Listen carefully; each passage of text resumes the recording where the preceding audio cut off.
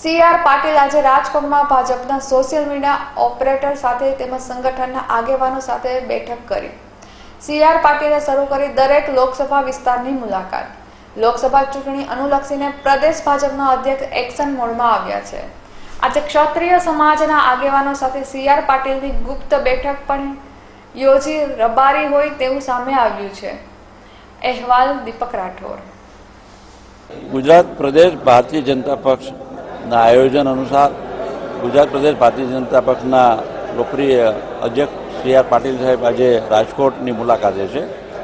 રાજકોટ ખાતે સૌરાષ્ટ્રના તમામ જિલ્લાઓના સોશિયલ મીડિયાના કાર્ય સાથે સંકળાયેલા કાર્યકર્તાઓનું આજે એક મહત્ત્વની બેઠક મળી રહી છે.